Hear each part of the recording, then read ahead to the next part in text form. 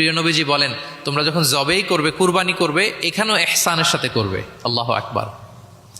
করতেছি জবাই, করতেছি কি বলেন সবাই আমার সাথে, করতেছি কি জবাই। তার মানে প্রাণীটাকে তো মেরেই ফেলতেছি, কিন্তু প্রিয় নবীজি বলেন এই জবাই করার ক্ষেত্রেও ইহসান করতে হবে। এত সুন্দরভাবে দ্রুত তার গলায় ছুরি লাগাতে হবে যাতে কয়েক সেকেন্ডের মধ্যেই জবাইয়ের কাজটা হয়ে যায়। আপনি ইচ্ছে মতো এলোপাথারি তাকে ছুরি দিয়ে কষ্ট দিতে পারবেন না। মুমিনের প্রতিটি কাজে যেন ইহসানের পরশ থাকে। একবার আল্লাহ রাসূল সাল্লাল্লাহু আলাইহি সাল্লাম এক সাহাবীর পাশ দিয়ে যাচ্ছেন। ওই সাহাবী একটা ভেড়াকে জবাই করার জন্য মাটিতে শুইয়ে পা দিয়ে চেপে ধরে এরপর ছুরি ধার করতেছে। ছাগলটাকে মাটিতে শুইয়ে পা দিয়ে চেপে ধরে এরপরে কি করতেছে? ছুরি ধার করতেছে।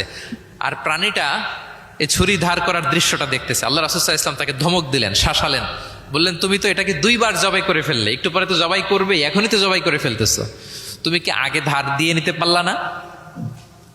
জবাইয়ের আগে তুমি কি ছুরিটাকে ধারালো করে নিতে পারলা না, শার্পেন করে নিতে পারলা না? এভাবে আল্লাহ রাসূল সাল্লাল্লাহু আলাইহি ওয়া আলিহি ওয়াসাল্লাম সব সময় প্রাণীদের প্রতি তিনি দয়া দেখিয়েছেন।